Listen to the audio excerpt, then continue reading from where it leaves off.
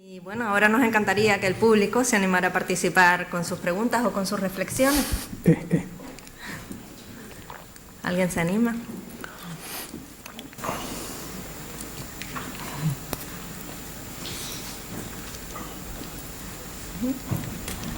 Ese es el micrófono.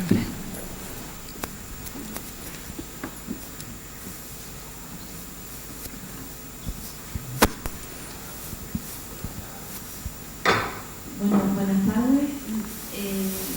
Bueno, yo escuchándoles se ha planteado una cuestión, ¿no?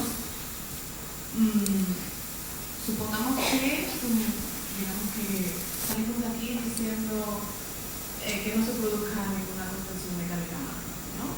Con ese, digamos, con ese primer propósito. ¿Cuál es? Claro, entendemos que no, aunque son propósitos con los que salgamos de aquí, esto no va a ser tan rápido, ¿no?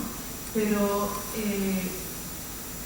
¿qué es lo que hace falta? ¿Qué paso deben darse? Pues no sé si decir en el político o leyes o incluso cómo hacemos entender al propio profesional sanitario que lo que están haciendo pues no está mal, que hay otras alternativas. ¿Cómo se lo hacemos entender? ¿Qué es lo que estamos fallando? Ya, a mí me encantaría tener esa respuesta. Hace poco me propusieron una formación y dije que no, precisamente porque no creo que a la gente, yo pueda convencerla de eso. O sea, no lo sé, no entiendo cómo hay gente que... Porque es verdad que cuando te das cuenta de que esto no se hace, dices, ¿y cómo puede ser que yo...? Pero es que a mí me ha pasado, o sea, yo he estado un tiempo haciendo estas cosas a la gente y ahora yo pienso, pero qué barbaridad. Entonces, no sé, creo que nos tenemos que dar cuenta de esas cosas. Yo creo que, no sé, a mí, por ejemplo, hablando así con gente, hay una enfermera que hizo una tesis doctoral sobre las contenciones que decía la solución es prohibirlas por ley. Porque, por ejemplo, ¿no? En Reino Unido, ¿no? Se prohíben por ley y ya está, y no se ata. Y es verdad que, por ejemplo, yo tengo ejemplos de gente que me ha contado de dos psiquiatras que me han dicho que estaban en un lugar donde uno de ellos quiso pautarle una contención a una persona y le dijeron, no, aquí no tenemos contenciones, ¿no? Porque era una unidad infantil. Y entonces las tuvieron que apañar para no contener. O sea, movieron camas, hicieron ahí un lío en la urgencia, pero al final no pudieron, como no podían, pues no lo hicieron. Y esta otra compañera psiquiatra también decía eso, que estuvo trabajando en un servicio donde no había y no se usaron. Y había traslados al hospital y que creo que a veces no tener la alternativa, que era lo que yo decía, no tener la posibilidad de coger las contenciones es suficiente si uno realmente no quiere hacerlo. Luego, yo que soy vegana, hablando ya de todo un poco, os he contado aquí la mitad de mi vida, creo que hay gente a la que, por ejemplo, el tema del veganismo le entra viendo vídeos de animales en las granjas, ¿no? Maltratados y así. Pues a lo mejor, yo por ejemplo hay un documental que se llama 87 horas, italiano, que habla precisamente es una cosa bastante horrorosa, de un italiano, Mastro Giovanni se llamaba, que estuvo atado 87 horas hasta que murió y se puede ver todo el proceso, ¿no? Porque le grabaron las cámaras de vigilancia, no sé si me estoy saliendo un poco del tema, le grabaron las cámaras de vigilancia, entonces se ve cómo le contuvieron durmiendo. O sea, él estaba durmiendo y le ataron y estuvo atado 3 días y al final muere. La gente pasa por allí y nadie le hace ni caso. ¿No? A lo mejor estas cosas pueden despertar un poco la conciencia social. No lo entiendo. Yo cuando hablo de estas cosas fuera del campo de la salud mental, la gente flipa. O sea, la gente cuando yo le digo que todavía se hace electroshock a las personas, dicen, pero en serio. Cuando les enseñan las correas de contención, hay fotos de correas de contención y no lo entienden. O sea, que a lo mejor también desde ahí, yo creo que desde la presión social, creo que cuando salimos un poco de aquí, yo es por lo que estoy apostando, ¿no? Yo, aparte de trabajar en salud mental, Yo dedico mucha parte de mi tiempo libre a intentar informar a la gente, ¿no?, de que esto existe y de que hay otras alternativas. Y bueno, quiero pensar que estamos consiguiendo cosas. Yo en los últimos 2 años he visto bastante movimiento alrededor de esto, incluso hay partidos políticos que se han hecho eco de esta situación. Bueno, hay bastante movimiento en redes sociales. Yo hace 2 o 3 años no tenía tanto conocimiento de que la gente se estuviera preocupando tanto por este tema. Y bueno, yo creo que es una buena señal, pues ir empujando hacia esta dirección. Aquí hay otra pregunta. Hola, que tengan buenas tardes. Hoy he sido confrontado porque yo la verdad no estoy... era de la opinión contraria, no me estaba convencido que las cosas se tenían que hacer de otra manera. Todavía tengo dudas porque son creencias muy arraigadas desde mi tierna infancia y en mi forma de ser, pero me he dado cuenta que tal vez las cosas se pueden hacer de otra manera, que hay otras posibilidades, como dice la ponente. Pues tal vez puedo profundizar más eso usando la imaginación, que usar la imaginación o buscando información sobre eso, sobre el tema. La verdad que tengo un compañero en el piso que se identifica mucho con eso. Durante la charla he estado pensando con él porque él hablaba mucho de eso, de que por qué lo habían amarrado,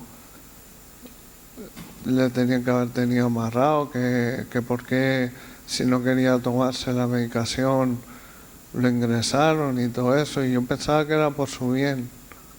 Y además que él va mucho a la suya, es muy individualista, a veces no piensa en los demás, y todo eso me ha tenido un poco pensando que él estaba en lo equivocado y yo no. Pero hoy he sido un poco llevado a considerar un poco mi punto de vista, que tal vez existen otras posibilidades, que es un camino a investigar, aunque no lo veo del todo factible por dudas que tengo, pero creo que el camino sí es que los demás estén mejor, que paliar su sufrimiento, que se les dé un trato digno, que se sientan respetados, que se sientan tratados como personas, comprendidos. Creo que todo eso es positivo y estoy dispuesto a avanzar y llegar a un nuevo camino, una nueva aventura que comienza, a ver si hasta dónde me conduce y hasta dónde puedo reaprenderme y reedificarme y reinventarme. Muchas gracias. Gracias.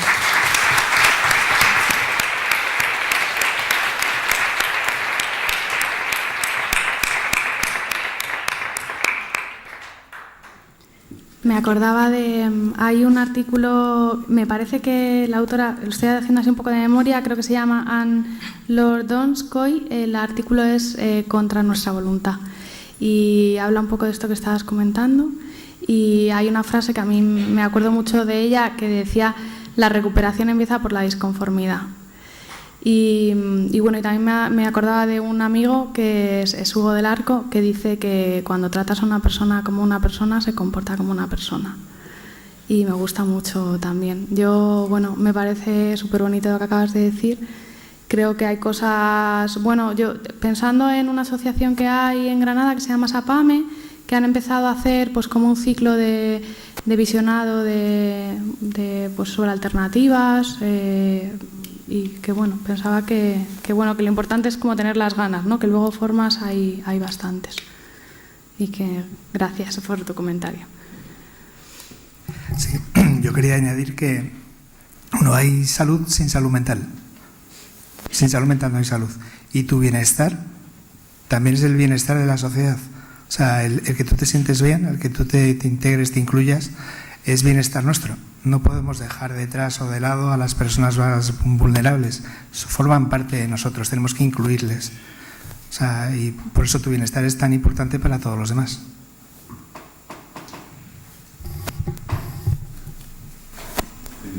Buenas tardes.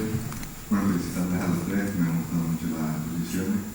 Preguntarle también a los tres qué papel juegan las propias personas, ¿no?, que tienen la experiencia propia de un problema de salud mental en la consecución de los derechos, ¿no?, de los derechos humanos, de sus derechos, de los derechos de todos, ¿no? ¿Qué papel jugarían, ¿no?, tanto ustedes por el punto de vista más profesional, como quizás el de Miguel, qué papel quizás están jugando ya, ¿no? Y luego a Miguel más concretamente también preguntarle sobre, como habló más por la parte del empleo y demás, cómo ven los perfiles de personas con problemas de salud mental, digamos, laborales, ¿no?, en los entornos sanitarios, hospitalarios, como acompañantes terapéuticos o como, bueno, los grupos de ayuda mutua, como facilitadores, que un poco me cuenten más esa parte. Gracias. Sí. Yo diría que en el ámbito judicial muy poco. O sea, el papel que tenéis es muy escaso.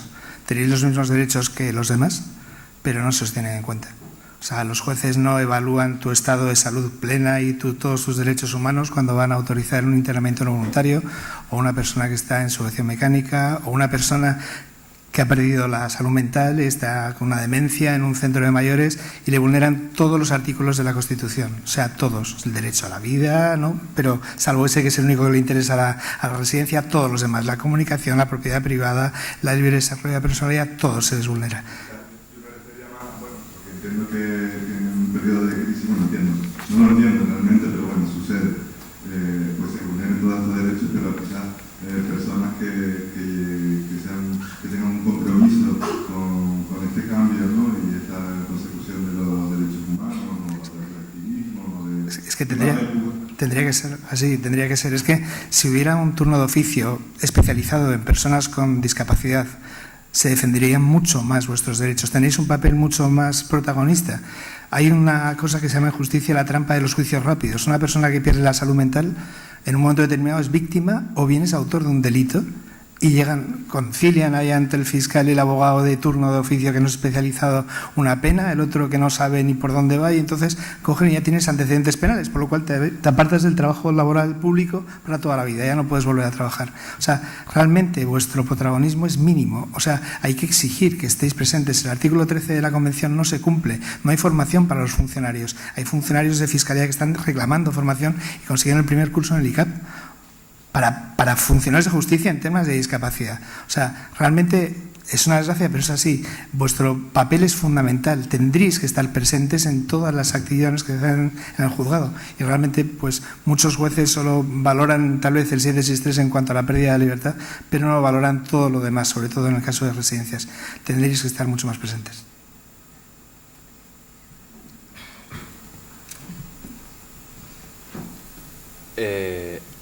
No voy a decir nada nuevo, o sea, yo últimamente he estado mirando pues, documentación de FEAFES, de hecho, de 2005, 2006, que ya hablaba de las formas de participación y que apareció el sonido de repente, y que bueno, ya daba bastantes ideas, o sea, yo también estuve mirando algún paper, una revisión de literatura acerca de experiencias que ha habido sobre formación a profesionales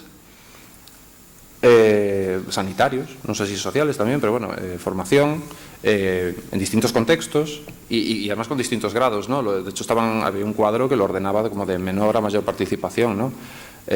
Hasta el punto de que el de mayor participación era como que los usuarios formaban parte de la organización, o sea, eran la organización de la formación, diseñaban el programa, etcétera, etcétera, ¿no? Y bueno, lo mínimo era como que se dejaban entrevistar por estudiantes de psicología o cosas así, ¿no? Esto respecto a la formación, ¿no? A mí se me ocurre, hablando del tema de las contenciones, yo creo que la información que puede dar alguien que ha pasado por una contención es valiosísima, de cómo ha percibido todo, qué historia tenía esa persona en la cabeza, qué era lo que pasaba por su cabeza, qué era lo que pasaba afuera, cotejar y decir, ostras, igual esta cosa no es buena idea, esta cosa que pasó, vamos a quitar este chisme de aquí que tenemos en la pared. O sea, cosas de ese estilo, ¿sabes? O sea, que a veces son como cosas como muy yo qué sé, de la luz o cosas como que parecen, a lo mejor a la gente que está ahí trabajando, que le parecen muy insignificantes, pero que tienen un efecto, ¿no?, sobre la percepción de eso. Yo de esto de lo de las contenciones, claro, yo no he sufrido contenciones, he tenido un ingreso, pero claro, yo me pongo en las historias que me han contado y a mí me recuerda a las pelis de terror, ¿no?, que están en un hospital. Entonces, claro, si tú tienes esa película, la tienes aquí y estás sufriendo una contención, te llevan a la fuerza a un hospital, a urgencias, no sé qué. A ver, igual tenéis que cambiar un poco el aspecto de la unidad, ¿no?, este tipo de cosas, sacarla del contexto hospitalario y cosas así, ¿no? Entonces, yo creo que escuchar la historia de la persona, o sea, yo creo que es una información valiosísima. ¿Qué más? Luego, bueno, un poco lo que decía antes, ¿no?, a nivel sobre todo social, que yo creo que es donde hay que poner la fuerza, sin duda. En Flipas están esos perfiles dobles, ¿no?, y no son los únicos. O sea, yo conozco más gente que por haberse metido en el activismo, o quizá porque ya le interesaba el tema de antes, pues de repente, pues eso, tienen un diagnóstico psiquiátrico, pero a mayores tienen una experiencia y saben cómo funciona pues, todo el mundo asociativo, el tercer sector, o la pedagogía y demás, ¿no? También es una visión diferente. Mencionaste el acompañamiento terapéutico también. Yo recientemente, este curso pasado, hice un curso de acompañamiento terapéutico y de hecho hasta me dio paranoia, porque estaba todo el mundo como súper fascinado por alguna cosa que decía yo y tal, y todos, y me dio paranoia. Dijo, ostras, ¿esta peña qué quiere? O sea, no, pero, o sea, en serio, estaba preocupado, y hubo un día que es que lo saqué, lo comenté allí abiertamente, a ver, Miguel, no puede ser, voy a comentarlo. Oye, pero en serio digo cosas interesantes aquí. Dice, no, que sí, que esos no nos habíamos dado cuenta, ¿no? Y yo, bueno, vale. Que para mí son cosas obvias, ¿sabes? Pero de repente como que lo cuento y... o sea, tenemos información valiosa, ¿no? Bueno, no sé. Formación, el tema de... volviendo otra vez a lo de las contenciones. Está el tema de las voluntades anticipadas, que bueno, es un documento legal que bueno, trata de definir qué es lo que tú quieres que hagan cuando tú estás en una crisis, ¿no?, y no estás, pues digamos, en tus cabales. Claro, eso, bueno, se acuerda, se habla. Claro, en un primer ingreso no vas a tener eso, porque es tu primer ingreso. No sueles... el martes tengo un ingreso. No pasa eso, ¿no? Entonces, que pasen por contenciones, esto de la excepcionalidad, pues en un primer ingreso, pues podría hasta entenderlo. Que yo también voy a por el cero, evidentemente. O sea, hay formas. Pero que pase un segundo, ni de coña. No. Es más, yo creo que si se tiene en cuenta la experiencia de la persona, cómo ha sido el proceso del ingreso, no las últimas 8 horas, sino tú cuando te empezaste a poner mal y empezamos a analizar eso, no hay ingreso. Y el mejor ingreso es el que no pasa. Lo tengo clarísimo. Y para eso hay que meterse, a escuchar y a investigar. ¿Y qué te pasó? Y entonces, ¿de dónde viene esta persona que de repente le ha pasado esto, ¿no? Hay un montón de información que no se está utilizando, básicamente. Entonces, claro, la participación de las personas con diagnóstico y que han pasado por estos temas, pues a mí me parece fundamental. Y es algo que todavía está muy verde. Sí, no, totalmente. Pero incluso a nivel de control, de tener algún tipo de organización, de entidad, que haga inspecciones sorpresa, ¿sabes? O sea, rollos sindicatos. Porque al final, claro, hay que compensar determinadas cosas. Y si hay unas prácticas chungas, pues habrá que montar algún tipo de organización o entidad que esté vigilando que no se realicen esas prácticas. Sí, yo pensaba, ahora que he abierto el documento este que publicó el relator en junio, que decía, es importante facilitar el empoderamiento de las personas, en especial las que presentan necesidades particulares de salud mental, a través del apoyo de las iniciativas de defensa de los propios intereses, las redes de apoyo entre iguales, los diálogos a 3 bandas y otras iniciativas de defensa de los intereses lideradas por los usuarios, así como a través de nuevos métodos de trabajo como la coproducción, que aseguran una participación representativa y significativa en el desarrollo y la prestación de servicios de salud. Y bueno, habla mucho de la participación. Yo creo que, a mí, en mi opinión personal, creo que deberíais estar presentes en absolutamente todo lo que concierna a este tema. O sea, el tema de la salud mental es algo tan subjetivo, ¿no? Porque, bueno, hasta que no tengamos los biomarcadores estos que promete la APA, bueno, pues de momento nos tenemos que fiar de lo que decís. Y entonces yo creo que la presencia de personas que tienen experiencia propia en salud mental, tanto en los equipos de trabajo como en las auditorías sobre instrumentos de prevención de la tortura, ¿no? Pensando en lo de la ONU. Bueno, yo creo que todo lo que se está moviendo sobre las contenciones tiene muchísimo que ver con que hay gente que está saliendo a la calle. Ahora en Andalucía toda esta marcha que está habiendo de las contenciones está liderada por movimientos en primera persona. Bueno, enseñar a los profesionales. Yo hay cosas que he aprendido de mis amigos que tienen experiencia en primera persona y de hecho yo empecé a cambiar principalmente porque pude hablar con gente que me contó otra película distinta a la que me habían estado contando desde la facultad, la residencia y así. O sea, yo creo que tenéis que estar en todas partes, la verdad. Hola. Agradecer todo lo que nos están contando. A mí me gustaría también compartir una reflexión con ustedes. Yo trabajo en arte salud mental, llevo varios años trabajando y bueno, he conocido mucha gente que ha pasado, ¿no? En el recurso que yo me encuentro, muchas experiencias, muchas vivencias, y sí que es verdad que haciendo una reflexión a todo esto, me quedo con las secuelas de las personas que al ir por allí comentan de su vida y cómo ha afectado esa vulneración de derechos. Frases como que te dicen: yo no voy a ser capaz, yo no me veo trabajando, yo no me veo, o sea, nadie ha apostado por mí. Y es muy difícil cambiar todo ese daño que se le ha hecho a nivel pues, comunitario, familiar.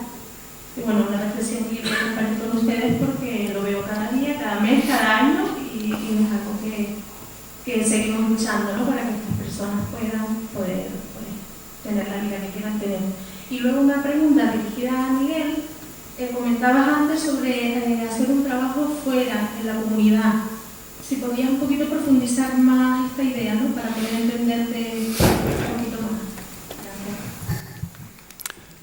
Gracias. Comentaba lo de los espacios seguros. Es eso. O sea, que tú puedas pues ser raro, porque al final es un poco eso. Y que no pase nada. O sea, que no tengas que tener vergüenza porque eres distinto. Que no tengas que agobiarte porque, ostras, tengo yo qué sé, TOC, que haces cosas así y de repente... ¡ah! El TOC es eso.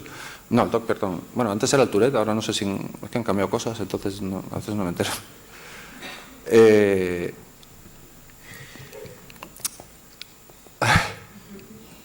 Se ríen por allí. Estaba... a ver, que me he liado. Esto de los espacios seguros, y enganchando con lo que decías antes... es un tema de lenguaje también. La gente llega con ese discurso de yo no valgo, yo no puedo, no sé qué, y eso afecta a la realidad que está viviendo esa persona.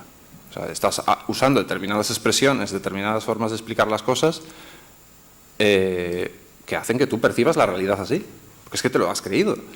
¿El lenguaje para qué es? Para comunicarse. ¿Cómo se cambia ese lenguaje? Con esos espacios seguros.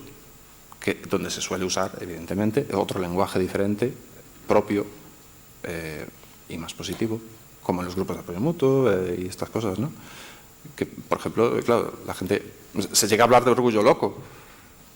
O sea, hay un paralelismo también, ¿no? de los movimientos ahora activistas en salud mental, pues con lo que era el movimiento LGTB, con el feminismo y demás, ¿no? Que han insistido muchísimo, o con el movimiento negro, que han insistido muchísimo en el lenguaje, ¿no? En darle la vuelta, en apropiarse del lenguaje descalificador y tomarlo como propio y decir, sí, soy una loca, soy marica, soy... Y eso es darle la vuelta, ¿no? Y de repente, pues aparece eso, ¿no? El orgullo loco, también en discapacidad física parece el orgullo tullido. Hoy una compañera de aquí, de Canarias, que no la conocía en persona, me contaba gente que conocía que vamos, una pareja que él es cojo y ella es ciega, pero que se mean de risa todo el día, haciendo chistes con eso. O sea, me parece brutal. Bueno, tenemos un ejemplo, Echenique, Pablo Echenique, que yo este hombre lo conocía antes de meterse en Podemos y toda la historia. Tenía un blog con un compañero que era Marcos Gay, creo que era, no, Raúl Gay. Tenía un espacio en diario.es, ¿no? En el diario.es, que se llamaba Retrones y Hombres. Yo de las cosas más graciosas que he escuchado sobre estas cosas han sido ahí. Y sin embargo, unos artículos y unos textos con mucho sentido común, pero al mismo tiempo reivindicando eso. Vale, yo sí, a mí me falta una pierna, o yo voy en la silla de ruedas y tal, pero yo no tengo por qué estar ahí súper, no sé, avergonzándome de nada, ni tener vergüenza, ni acomplejado siquiera, ¿no? Que se le puede dar la vuelta. Pero que eso también depende de dónde estás, ¿no? Es verdad que hay gente, pues, o grupos que tienen más capacidad de crear esos espacios seguros, pero que también se puede ayudar. Y desdramatizar ayuda un montón. Y eso pues, es un cambio de lenguaje y espacios seguros, que es donde se genera ese lenguaje además, ¿no? Que a veces está por inventar. No sé si... ¿Bien? Sí, en cuanto a lo que decías de los síntomas negativos de la enfermedad, ese problema tan grave que tenemos, también hay que asociarlo a la medicación. Date cuenta que todos los antipsicóticos bloquean los receptores de dopamina, bloquean la capacidad para tomar decisiones, producen apatía, la libido se desaparece.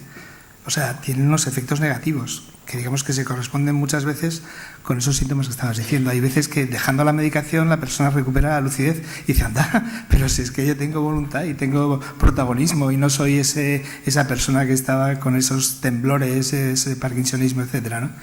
Eso por una parte, pero aparte... No solo porque tiene un síntoma negativo y la sociedad ya te haya machacado, no haya confiado en ti, que no te hayan apoyado por tener una enfermedad, por tener un diagnóstico, ¿no? Entiendo que eso no tiene que ver con el síntoma negativo. Claro, no, para nada. O sea, la sociedad te aparta, la sociedad te margina, te genera un estigma y te llama esquizofrénico. En vez de llamarte persona con algo, o sea, persona con demencia, persona con discapacidad, pues no, te llama esquizofrénico, bipolar, te pone el estigma, te marca y te aparta.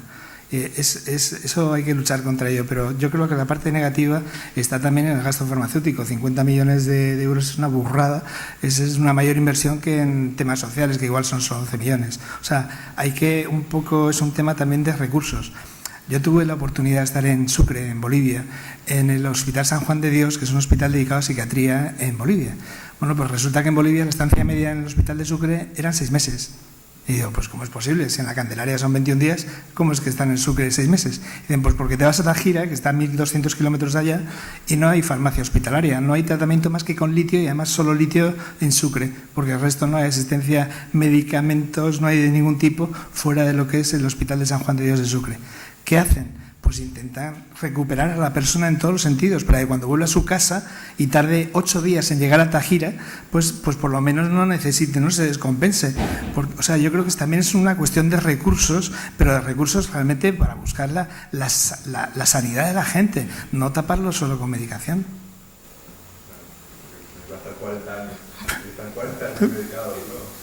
El hígado, imagínate, para hacer papilla.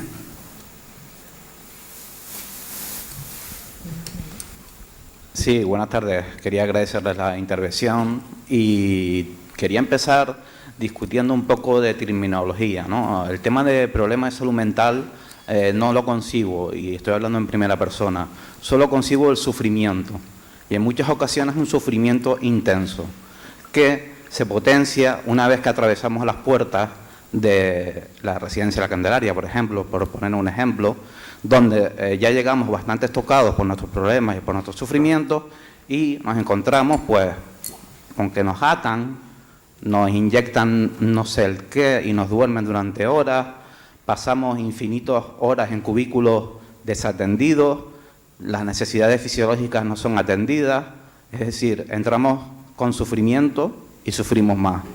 A mí ya me lo hicieron una vez y tomé la decisión, tomé conciencia y dije, bueno, como dice un proverbio árabe, si te lo hacen una vez es culpa tuya, si te lo hacen la segunda, ya es culpa del otro, perdón, si te lo hacen la segunda, ya es culpa tuya. Y quiero ser más optimista de lo que he oído en la mesa, ¿no? Tenemos la Fiscalía Especial de Las Palmas de Discapacidad. Tenemos la figura jurídica de la habeas corpus para utilizarla. De hecho, yo estoy preparado para utilizarla.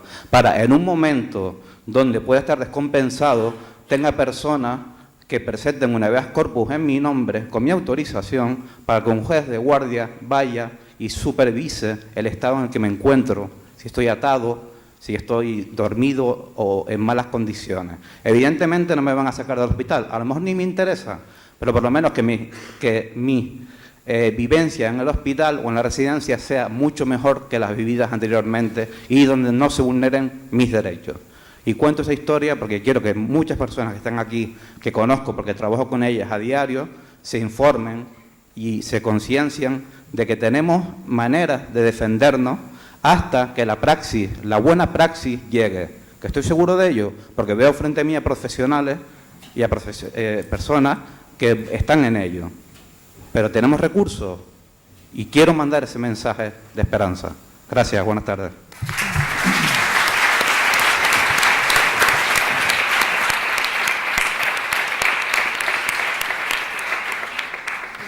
Sin duda, decirte que Rosa Rubio, que es la decana de Civil, la que dirige, digamos, la Fiscalía especializada en temas de tutelas, incapacidades, internamientos, etcétera, de defensa de los derechos de las personas con discapacidad, es la que nos lo ha dicho a nosotros aquí, en esta misma sala, hace unos pocos meses, en otro acto, diciendo que el habeas corpus es una medida que está ahí, que está prevista para estas detenciones que pueden ser ilegales y que la persona percibe de que esto es un abuso contra su propia libertad y llamas, pides el habeas corpus e inmediatamente un juez tiene que comparecer allá, tiene que comparecer un abogado del Colegio de Abogados inmediatamente allá y tiene que comparecer también el fiscal, tienen que estar los tres, además el secretario que levanta acta de lo que está haciendo, para ver si realmente es una privación, digamos, arbitraria de la libertad o bien es una privación, digamos, motivada por una razón de una enfermedad o algún tipo de trastorno. Pero siempre, como os digo, no solo que se quede en la privación de libertad, sino que también el juez decida, conforme ese 763 que tenemos que cambiar y alargar, decida sobre tus derechos humanos, sobre las condiciones en las que estás atado, si hay alternativas menos restrictivas, como dice la resolución de la ONU, como por ejemplo mandarte al hospital de arriba, que no te tiene que tener atado, o mejor dicho, pasarte a la planta para estar feliz y no tener que estar atado en ninguna parte, cosas así. Sí. Sí, sí, sí. El habeas corpus, saberlo, si os detienen, os llevan al hospital, atados de pies y manos ahí, habeas corpus. También hay otra cosa que yo traigo aquí al fiscal Urbaneja, que siempre aconseja, que es un poder notarial. Que es una cosa... Yo ahora recientemente tenía una amiga que también estaba ahí con la cosa de que le iban a ingresar involuntariamente y le hizo un poder notarial a un amigo. Y bueno, pues es una cosa que no cuesta mucho dinero y que te puede salvar de muchas. Bueno, así como también para compartir herramientas. Bien, tenemos por aquí otra. Iba a comentar una cosita. Bueno, esto, el poder notarial y ¿cómo es esto? Las voluntades anticipadas, que bueno, tienen que ver con esto. Cómo queremos que nos traten, qué necesitamos o qué consideramos nosotros que necesitamos, hablando también con la otra parte, supongo que también, porque tampoco vas a pedir un recurso que no exista, ¿sabes? ¿No? Recupero lo que dije antes, el mejor ingreso es el que no pasa. En Icarus Project, que bueno, es una parte del activismo en Estados Unidos, hablan de las cajas, ¿cómo era? Las cajas de herramientas, ¿no? De recuperación, o no me acuerdo cómo lo llamaban. El kit de primeros auxilios de salud mental. Entonces, tiene como varios apartados que se van trabajando en grupo. Tienen distintos temas, pues tema de alimentación, tema de, no sé, la medicación, cómo usarla, dejar de usarla. Ser conscientes de las cosas que nos sientan mal, que nos sientan bien. Y hay un apartado que yo lo conecto con esto de las voluntades anticipadas, ¿no? Que las voluntades anticipadas me parece como ya el último recurso cuando ya estás allí metido dentro. Y es para que no te rompan en pedazos. Entonces, las directivas avanzadas estas que comentaban, es qué cosas puedo hacer para no tener que ingresar. O sea, hablar con mi contexto, con mis compañeros de grupo de apoyo mutuo o con la gente que conozco o con mi familia y decir, cuando me veáis, pues a lo mejor mal, recordadme que lo que me sienta bien es esto o aquello, o haced esto o lo otro más. Claro, para esto hace falta confiar, ¿no? Y tener una confianza en el otro. Fiarse de que, bueno, tú estás a lo mejor empezando un delirio, que estás interpretando la realidad, pues como está saliendo, pero que ser consciente, tener una relación con el otro, de decir, vale, me estás diciendo que haga esto, lo hago. Esto hay que trabajarlo también, ¿no? Pero que bueno, que se pueden hacer muchas cosas en esas directivas avanzadas para no tener un ingreso. Y eso también es un trabajo personal de darnos cuenta de eso, ¿no? De por qué tenemos crisis, cómo salimos de ellas, cómo las evitamos, descanso, cosas tan básicas como descanso, alimentación, ¿no? Que tiene que ver con todo el kit, digamos, ¿no? Pero bueno, quería dejarlo ahí. Sí. Hola, soy Aida Gutiérrez, soy la coordinadora de salud mental de la Dirección General de Programas Asistenciales. Miguel Ángel y yo hemos estado reunidos desde que él sacó su artículo. Hemos estado reunidos mirando un poco todo lo que él planteaba, las denuncias que él hacía de los problemas que había encontrado en algunos hospitales de Canarias, ¿no? Me van a permitir que les diga una cosa. En este momento me gustaría decirles algo que probablemente también ustedes piensen, pero yo no lo he oído todavía aquí. Los profesionales de salud mental, la gran mayoría de los profesionales de salud mental, tienen un objetivo cuando van a trabajar, y es mejorar a las personas que acuden con sufrimiento. Yo no creo que nadie, por la mañana, cuando entra en el hospital, su objetivo sea, hoy voy a ver a cuántos torturo. También les digo, en este momento, en los hospitales de Canarias hay un montón de actos clínicos que se están haciendo probablemente en urgencia. A lo largo del año se han hecho cientos de miles de actos clínicos. Y estoy convencida que probablemente no siempre se han hecho las cosas bien, seguro. Por un montón de razones. Por Por falta de medios, por presión asistencial, porque a veces no hacen las cosas del todo bien. Seguro. Y de verdad, aquí les digo que lo siento. Como responsable de salud mental, lo siento. Lo siento de verdad. Y les pido perdón si eso ha pasado. Ahora bien, déjenme que les diga un par de cosas. Primero, en esta comunidad autónoma, todos los hospitales tienen un protocolo de contención. Lo tienen. Si a veces no se aplica bien, está mal y hay que denunciarlo. Pero existe el protocolo. ¿En qué casos hacer una contención? Evaluar esa contención a lo largo del tiempo. No se trata de contener a una persona y dejarla ahí días y días contenida, sino que hay que evaluarlo periódicamente. Hay que evaluarlo y sobre todo hay que quitarlo. Pero ¿saben una cosa que sí se hace? Comunicarle al juzgado que hay una persona en una contención. Igual que en ingreso involuntario. ¿Por qué les digo esto? Porque si los sanitarios lo hacemos mal, y probablemente muchas veces lo hagamos mal, ¿cómo lo están haciendo los jueces? Que tienen la obligación de denunciarnos cuando hagamos las cosas mal. Si el sistema está montado precisamente para que la garantía, antes decía Miguel, hay que montar algo, unos sindicatos, alguien que inspeccione. Es que no hay que montar nada, Miguel, porque ya está. Es que ya está. Son los jueces. Los jueces tienen la obligación de velar porque esa contención sea adecuada. Luego lo que decía Miguel, y en eso nos coincide más de una vez los dos, que es verdad que muchas veces, por un lado y por otro, hay problemas. Es verdad. Pero existen los mecanismos para hacerlo. Y yo creo que lo que hay que hacer es aplicar. Ana, no me voy a enfadar contigo. Porque además yo estoy convencida de que tú tienes buena voluntad. A mí me parece que lo estás un poco. No me enfado contigo, de verdad. Porque además tú tienes tu forma de ver las cosas y yo las respeto. Simplemente déjame que te diga una cosa. Simplemente. Tú dices, la alternativa a la contención es que no haya contención. Vale.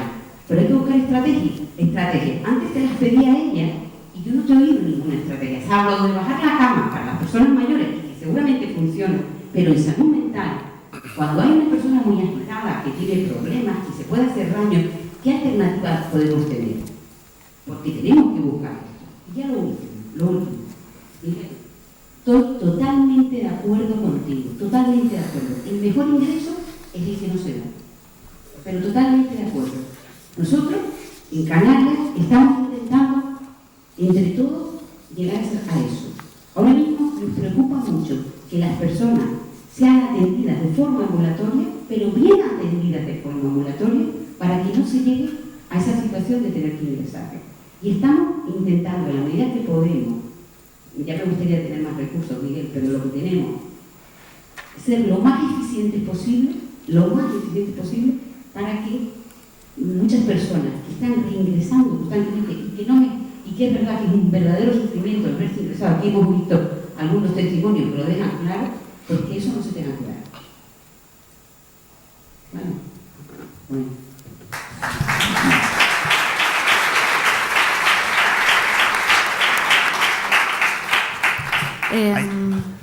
¿Puedo empezar? Bueno, sí, no, como quieras. Bueno, primero, hay una frase que me gusta mucho de Luis que dice: no hay peor tortura que la que se ejerce por el bien de las víctimas. Yo no creo que los profesionales nos levantemos cada mañana pensando para nada. Creo que la gente lo hace desde el bien, pero creo que hace mucho mal. Y creo que el hacer las cosas convencido de que uno está haciendo bien sin cuestionarse absolutamente nada es casi una garantía de que no está viendo al otro. O sea, cuando el otro nos está diciendo que esto que me estás haciendo está mal y nosotros seguimos R que R imponiendo nuestra voluntad sobre el otro, a mí me parece una salvajada. Pero bueno, esto lo podemos discutir. Sobre lo de las autolesiones, bueno, yo he trabajado en una planta de hospitalización y bueno, este tema de las agitaciones pues lo podíamos hablar despacio, pero bueno, yo creo que lo que pasa es que la gente no sabe manejar las situaciones en las que una persona se pone nerviosa. Y yo he visto situaciones que podría decir provocadas por el personal de las unidades. Provocadas por el personal de las unidades me refiero, no que lo hagan con mala intención, pero bueno, pues por determinadas normas rígidas, por insistir en cosas que no se pueden pedir a una persona que está pasándolo muy mal, porque hay cosas que parece mentira, pues es que claro, por eso está en un hospital. Yo esto que tú has dicho, el mejor ingreso es el que no se da, no, el mejor ingreso es el que ayuda a la persona a estar mejor. Creo que a mí me parece lamentable que una persona no pueda ingresar porque le vayan a hacer una burrada, ¿no? Es que una persona que acude a un servicio sanitario pidiendo ayuda debería recibir ayuda, pero es que me parece de cajón. Y este tema de las autolesiones, que podemos hablar de estrategias concretas, pero antes se hablaba de Drayton Park. A mí, por ejemplo, con el tema de las autolesiones, bueno, voy a contar una historia que además justo pedí permiso porque pensé que a lo mejor salía la oportunidad de contarla y le pedí permiso a la persona que es la protagonista de esto. Me decía que, bueno, pues que ella cuando tiene mucho sufrimiento se autolesiona, ¿no? Bueno, ella lo hace porque es una manera de calmar su angustia. Hay mucha gente que se autolesiona por calmar su angustia. Entonces, bueno, me decía esto, que por ejemplo en algunos protocolos, aunque son contrarios a las recomendaciones de la ONU, pero en algunos protocolos pone que si el paciente pide que le aten, se le puede atar. Y entonces, hablando con ella esto, me decía que ella en algunas ocasiones ha pedido en una planta de hospitalización que la sujetara.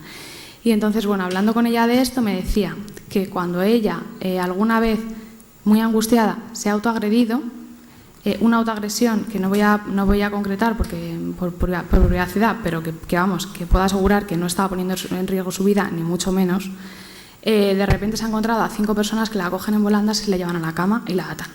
Entonces, eso para ella era horroroso. O sea, es una persona que lo lleva mal, como cualquiera. O sea, no sé si alguien llevaría bien que de repente aparezcan 4 personas y te cojan en volandas y te aten. Y entonces decía que para evitar precisamente esa situación, pues le decía al personal que la atara, porque sabía que si se autolesionaba iba a pasar eso. Entonces yo pensaba, qué barbaridad. ¿Y por qué no podemos? Primero, se supone que estás en un servicio sanitario para que te ayudemos a gestionar tu malestar de otra manera. Si la solución que tenemos es atarte ante estas, pues no sé, ¿qué vas a hacer en tu casa? ¿Te vas a atar a la cama? Pues no, habrá que enseñarte a gestionar las cosas de otra manera. Y yo pensaba con ella, digo, joder, qué triste que no podamos ayudarte a que si estás angustiada nos lo puedas contar, oye, tengo ganas de hacerme daño, ¿qué podemos hacer? ¿No? Y en la casa de Drayton Park hablaban de esto. Decían algo así como, hemos aprendido mucho de las experiencias de las mujeres que vienen al centro, de cómo evitar las autolesiones. En última instancia, si la persona se quiere autolesionar, ellos hablan de las cuchillas. Si la persona se quiere cortar, le damos cuchillas limpias. Y esto, que también lo he hablado con otras personas que se hacen daño, también me han dicho que a veces esto ayuda mucho a no lesionarse. El saber que si te puedes lesionar, tienes ahí la posibilidad y que te van a cuidar en eso también. Yo sé que puede parecer una barbaridad esto que estoy diciendo, a lo mejor a algunas personas, a lo mejor a otras no, pero bueno, lo de la autolesión pues hay que verlo, porque hay veces que una autolesión puede ser pegarse una bofetada o hacerse un corte con una cuchilla de afeitar o cosas que tampoco están poniendo en riesgo tu vida, y desde luego coger a una persona y atarle a una cama a lo mejor es peor. Vamos, yo os lo digo desde ya, prefiero cortarme que me aten a una cama horas, de verdad. O sea, lo prefiero cortarme, prefiero quemarme con un cigarrillo, porque el dolor que siento es una cosa concreta que yo estoy ejerciendo y que sé cuándo va a parar, pero no es que me cojan entre el cuadro y me lleven a una cama y me asusten. Entonces, bueno, sí, podemos hablar de, cuando digo lo de la voluntad, hablo de este tipo de cosas, ¿no? Pues cuando uno piensa que con tenernos una opción, pues a lo mejor se nos pueden ocurrir otras cosas. Y creo que pactar con la persona, en esto que decía Enrique, considerar a la persona como un interlocutor válido y pactar con ella lo que le puede venir bien, pues es también una opción. Lo que pasa que yo creo que hay que, y ya me callo que estoy hablando un montón, que creo que hay que individualizar. Precisamente creo que lo de las contenciones, lo de hacer protocolos, creo que es una equivocación. Porque creo que el problema no está en que no se cumplan los protocolos. El problema es que tenemos protocolos, y yo he recogido protocolos de contención de un montón de sitios en este país donde ponen cosas tan peregrinas como que a una persona se la puede atar como parte de su tratamiento como castigo positivo en un programa cognitivo-conductual. Cuando la ONU dice que jamás se puede, y la OMS, pues o sea, te los puedo pasar. Si me das tu correo, yo te mando protocolos peregrinos en los que pone que si rompes las instalaciones de un centro, te pueden atar a una cama. Que si lo pides, te pueden atar a una cama. Que o sea, cosas que dices, pero bueno, o sea, ¿para qué sirven los protocolos? Y también la contención química, ¿no? Sí. Sí, la contención química, y una cosa que también dice Santos Urbaneja, que es la contención emocional, ¿no? Él dice, las contenciones emocionales a veces son lo peor, el miedo, ¿no? Meterle miedo a una persona. Sí, se puede hablar muchísimo de las contenciones químicas. Yo voy a contar el caso mío. Yo he tomado unos gramos Sinogan de 25 miligramos. Y en los diferentes ingresos que he tenido, he tomado hasta 100 miligramos de Sinogan. Imagínate, era como si fuera un yo. No lograba mantener ni articular palabras. Y fruto de eso, tengo el hígado hecho polvo. He tomado 50 miligramos de Sinogan y estoy normal. Cuando tomaba unos gramos y ahora estoy tomando 50. O sea, la mitad de eso. No sé. Y yo me decía a mí mismo, digo, es que esto es una terapia, me va a encontrar mejor, me va a ayudar a socializar, no sé qué socialización puede tener en una planta. Hombre, yo tuve uno de mis ingresos que salimos y fuimos una pequeña pandilla, 2 o 3 personas, 2 o 3 chicas, pero fuera de eso yo creo que había otra manera, aparte de si no vemos otra manera de poder, porque ya el próximo ingreso que me van a poner un cohete, porque ya, ¿entiendes? Si él no me va a hacer efecto. Se nos está acabando el tiempo previsto, creo que Miguel Ángel también quería intervenir. Solo una cosa, Aida, muchas gracias por tu intervención. La verdad es que reconocer los fallos que a veces se cometen sin intención de cometerlos, ¿no? Es lo primero que decía cuando empecé a intervenir, que realmente se hacen muchas cosas bien, ¿no? Pero también se hacen algunas cosas mal y algunas son nefastas. Tal vez por mi sesgo particular, por ser forense, porque cuando la gente le une a los derechos humanos va al juzgado de guardia y todos los temas de salud mental y de salud física me llegan a mí como médico forense, por eso tengo una visión bastante peculiar de la realidad, ¿no? Muy distinta a la que pueden tener cualquier persona que va a asistencia sanitaria psiquiátrica. La denuncia la presenta el fiscal, el juez no denuncia nunca, es el fiscal el que impulsa el cumplimiento de la ley, de entrada. O sea, los jueces únicamente ven el cumplimiento de la ley. O sea, él actúa, el juez, en las autorizaciones de internamiento no voluntario, no porque le llame por una solución mecánica, sino por razón del 763, por esa autorización de internamiento no voluntaria. Pero es que hay cosas que están muy, muy mal hechas. O sea, no es que están un poco mal hechas. No puede estar una chica durante 1 año, 1 mes y 8 días ingresada en la planta de psiquiatría. O sea, algo hemos fallado todos. O sea, todos. Tú, yo y todos los que hemos tenido conocimiento de ese tema. ¿Cómo es posible que esté 1 año, 1 mes y 8 días, de los cuales 10 meses esté atada todas las noches para evitar que salga por el pasillo y venga alguien y abuse de ella? O sea, ¿cómo es posible que sean esas circunstancias? Algo fallará. Bueno, pues el caso de Moisés, que lleva 10 años viviendo en un cuarto de aperos y al final no se murió porque le metimos inmediatamente en Santa Rita, pues fue también otro caso muy parecido. O las veces que yo levanto cadáveres porque mueren en situación de abandono, porque no tienen ningún tipo de aporte, ni social ni familiar, yo no estoy dispuesto a seguir viviéndolos. Entonces, por eso quiero denunciarlos, por eso hemos hecho ese protocolo que te pasé, para que esos casos que son urgentes, que son de riesgo, que inmediatamente se les preste asistencia y no queden en esa situación de limbo, para que al final acaben sufriendo las consecuencias, ellos y los familiares también.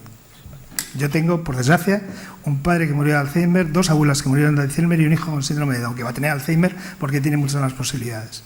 Entonces, o sea, yo creo que tenemos que hacer algo todos, los que estamos aquí, que lo hemos vivido, y los que no van a estar aquí porque no tienen capacidad para defenderse.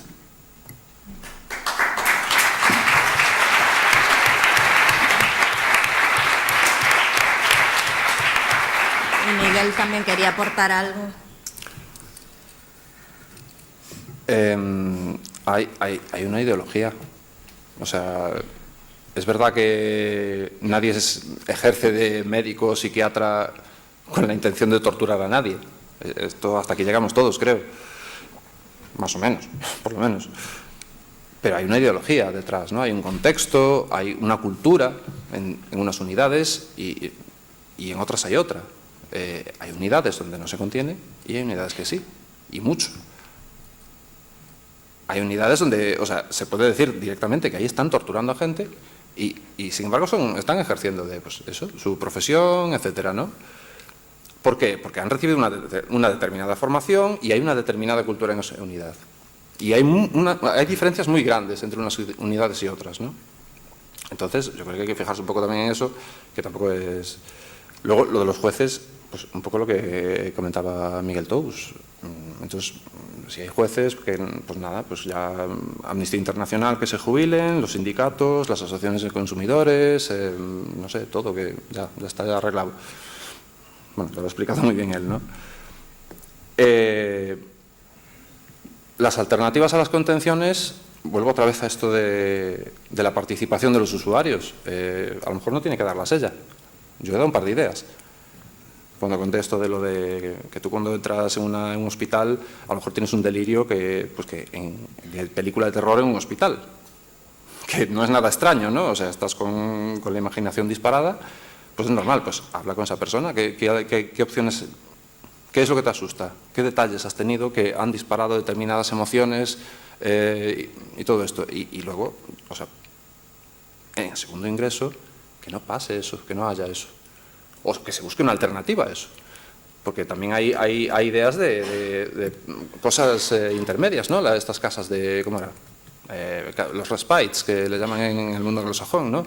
Que es, vale, no estoy tan mal como para tener un ingreso, pero es que no tengo un recurso en el que yo pueda estar tranquilo unos días para poder seguir, ¿no? Luego volver a mi casa y continuar, ¿no? Eso, yo no soy consciente de que haya... No, o sea, te pones mal, ingreso. Yo creo que si, para empezar, las puertas estuvieran abiertas, cambiarían muchísimo mejor las cosas en la jubilación, ¿no? Porque ya, por ejemplo, de por sí, te están dando confianza, te están dando la confianza para que tú entres y salgas cuando quieras. O sea, no es... entras aquí a una cárcel, ¿sabes? Entras aquí y ya no sé cuándo voy a salir. Entonces, si será un mes, si serán 2 meses... Guillermo Rendueles... Si no hay confianza, o sea, que es la base de la la alianza terapéutica, la confianza, pues qué mal empezamos por ahí también. O sea, sé que hay unidades que ya están abiertas. Yo escuchaba a Guillermo Rendueles, bueno, ya lo he escuchado varias veces comentar esto, creo, y todo. Bueno, un psiquiatra que estuvo en la Reforma en los 80 y todo esto, decía que, bueno, que él estaba trabajando en un psiquiátrico de Asturias y que tenían aquello abierto. Y decía, no se van porque están a gusto. O sea, es una cosa que al final, Dios mío, que es muy lógico. O sea, lo raro es que vayas a un sitio para que te cuiden y te ayuden a superar una crisis y salir adelante, y porque te aten, que te mediquen, que te droguen, que no sé, que te empiecen a decir cosas, que te suelten un discurso de que no depende ni de ti, depende de tu cerebro, que es que está mal, no sé qué. Así no vamos bien. O sea, es como, al final es como un poco, entre comillas, volver atrás, ¿no? Vamos a quitarnos las complicaciones estas y vamos un poco al sentido común. O sea, atar no es terapéutico. Punto. Tener a una persona drogada con 25 pastillas diarias, como he conocido yo a gente, y que sigue teniendo voces y teniendo unos follones del 15, eso no es terapéutico, no está funcionando, le has metido 25 pastillas. No funciona. Entonces, es volver un poco al sentido común, simplificar un poco, y decir, joder, esta persona está mal, está sufriendo, yo qué sé, dale un abrazo, ¿sabes? Que no es tan difícil a veces. Y no, es que la distancia terapéutica, mira, tío, distancia terapéutica. Bueno, teníamos 2 intervenciones comprometidas y se nos está acabando el tiempo, así que bueno, ya que habíamos dado paso, pues vamos a ir con ellos. El chico que tenía la mano levantada y justo, Germán, y justo en la fila de delante estaba la siguiente, y ya con eso terminaríamos las intervenciones. Hola, y esta pregunta va dirigida muy bien atendida para Miguel, que a ver si me la puede explicar, que tengo una denuncia puesta de 2 números de lotería del año pasado, 2016, de la Shell de Granadilla, que compré 3 pedazos abajo, 3 pedazos arriba, y me faltaron 2 pedazos que los había visto mi padre en Icó de los Vinos.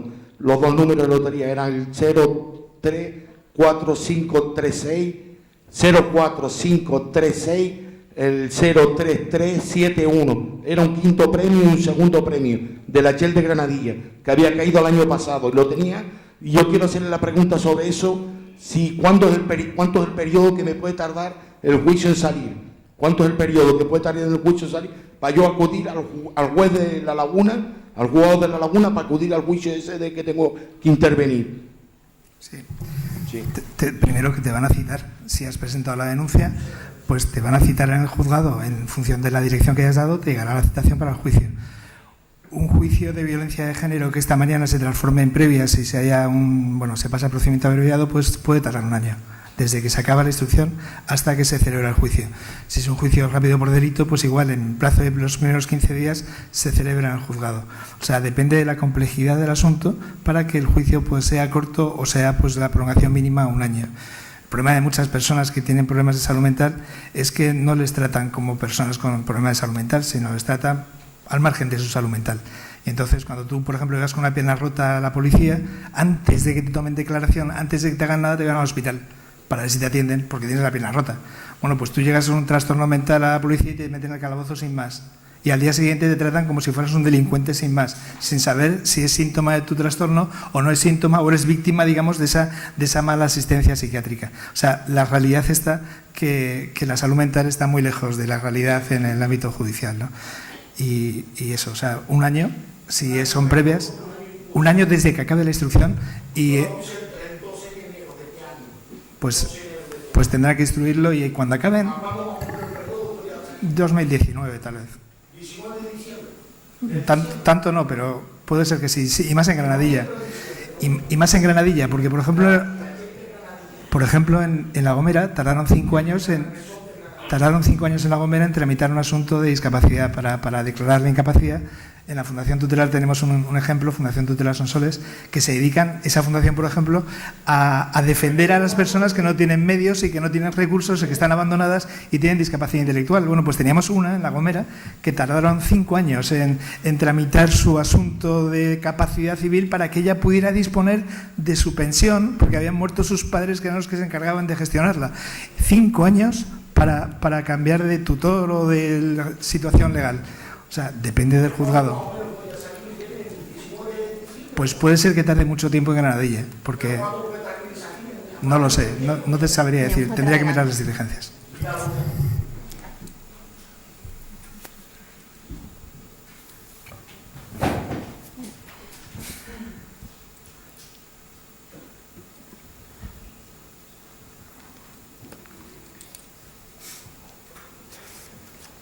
Hola, buenas tardes a todos, todas. Yo vengo como representante de la Federación de Asociaciones de Personas Sordas de Canarias.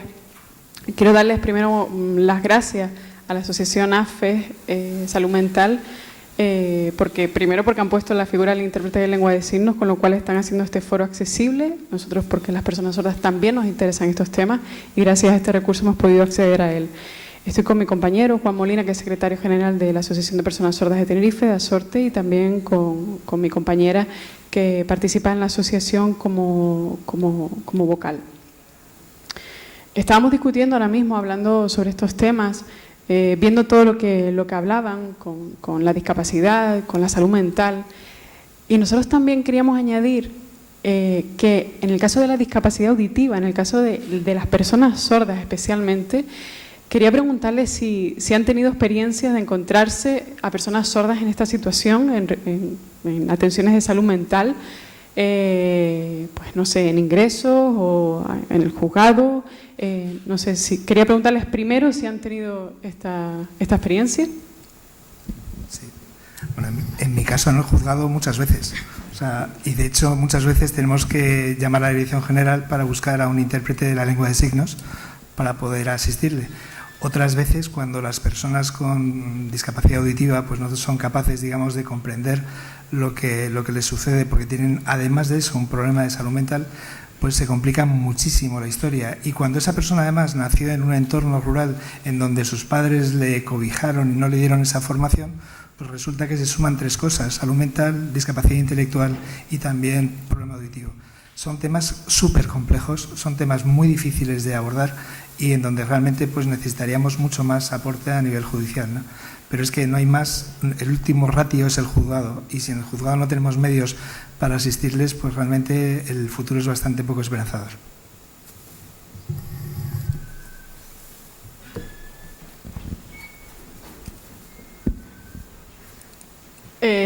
Sí, es así, coincido porque sí es verdad que conozco muchos casos de personas sordas que se han visto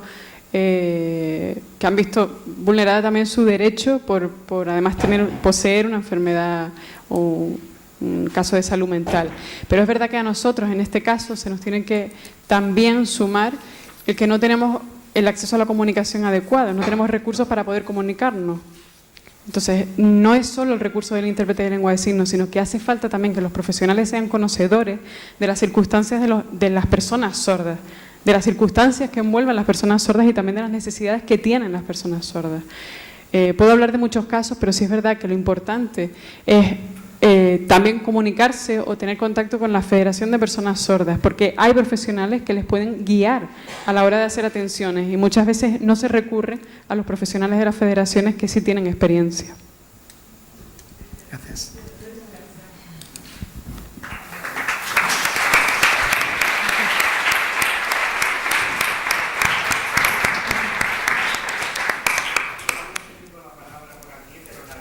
Es que se nos ha acabado el tiempo.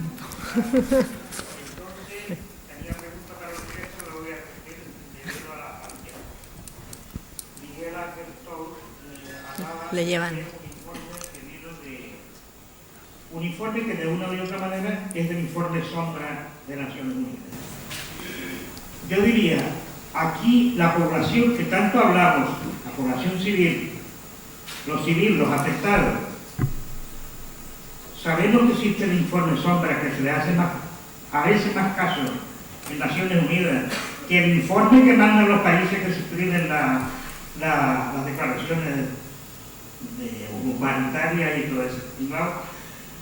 Por tanto, yo creo que la población civil tiene mecanismos también y tenemos que nosotros defendernos frente a esas agresiones. El informe sombra que a veces se le hace más caso que los informes que mandan los países, porque los países mandan la justificación de por qué se hace o no se hace. Por eso muchas de las cosas llegan y no se plantean realmente, porque es cuestión de medio, no, es cuestión de voluntad. Pero la voluntad la tenemos que los ciudadanos llegar a algo concreto y ejercerla.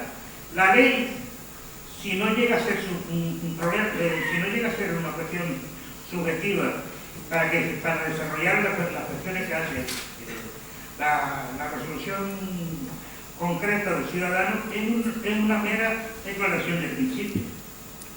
Por tanto, llamo a que nos llenamos la boca todos los que trabajamos de una u otra manera para hacer esto, pero en el fondo nos estamos necesitando.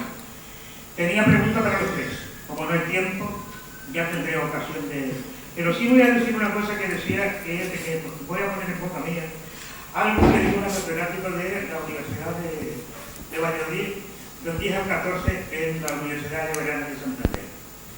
La moral se nutre de la costumbre, o la costumbre de la moral, pero no siempre es éticamente correcta.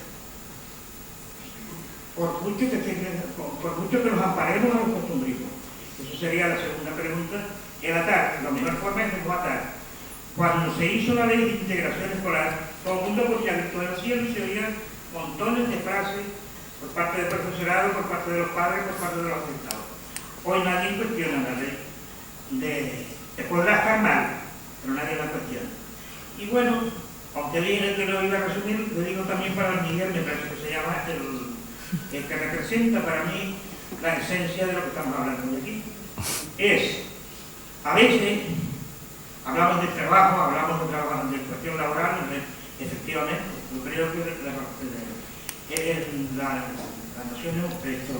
la declaración de la Organización Mundial de la Salud es el equilibrio entre lo físico, psíquico y emocional. Mira, si nos queda, indiscutiblemente,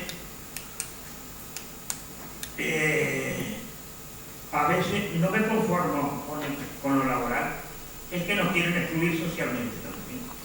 Aunque es que tenemos algún problema, y lo último que podemos hacer es ser una parte de un Dios menor en una sociedad, o incluso cuando logramos ser un Dios menor, digo a Dios menor, pero muchas veces no somos ni eso. Tendría mucho que decir y hablar de esto, pero yo me quedo con esto porque ya se ha extendido mucho. Muchas gracias.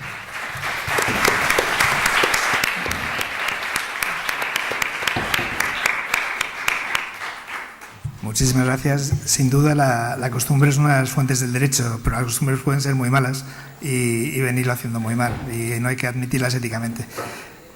La ley está, la ley la tenemos, pero la tenemos escrita hace muchísimos años. Hace más de 200 años pensaban equiparar el tema de la salud mental a la salud física y no tiene nada que ver en absoluto. Es más, cuando la pierdes, o sea, cuando tienes una demencia, tienes que pagar un 70% de tu pensión para poder residir en un centro residencial. ¿A qué patología médica se asocia eso? A ninguna. O sea, realmente la ley está ahí, pero tenemos que ejercerla. Y la ejerceremos en la medida en la que estamos aquí, todos hagamos algo. Si no hacemos nada, no va a ninguna parte. Lo del artículo este que ha llegado tan lejos, yo creo que ha sido pues no sé, porque no ha habido ánimo de subirlo hasta tan lejos. Si hubiera habido ánimo de subirlo hasta tan lejos, no habría llegado. Esto era una cosa muy concreta de una isla del Hierro, en un municipio que era frontera, y era una cosa muy concisa, ¿no? O sea, realmente llegó pues porque tal vez estamos hablando de cosas que afectan a los derechos fundamentales de las personas, ¿no? Y yo creo que en eso estamos todos. O sea, todos, pero todos, sobre todo los que no están aquí, no van a venir ni se les espera. Muy bien. Pues he visto muchas manos levantadas, pero de verdad que nos hemos quedado sin tiempo para esas preguntas. Incluso yo también tenía bastantes preparadas, aunque algunas ya han ido, bueno, se han respondido en las ponencias y ahora en el turno de preguntas. Así que, bueno, sin embargo, sí que les pido que me dejen unos breves momentos para concluir, ¿no? De hecho, para estos últimos minutos me gustaría hablar en primera persona. Me siento muy afortunada porque a lo largo de mi vida, y ya son unos cuantos años, no he sufrido ningún problema grave de salud y tampoco en lo que se refiere a la salud mental. En mi círculo más cercano de familiares y amigos tampoco se ha dado el caso, o por lo menos eso creo yo, ¿no? Porque a veces no miramos bien. Sin embargo, esta suerte me ha llevado a ignorar una realidad que está a la vuelta de la esquina.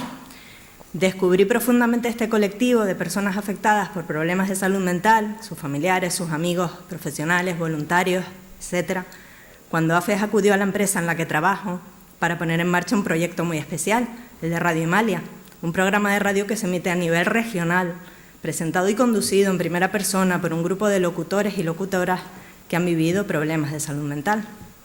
Escuchar sus voces cada vez que grabamos programas me ha abierto la mirada.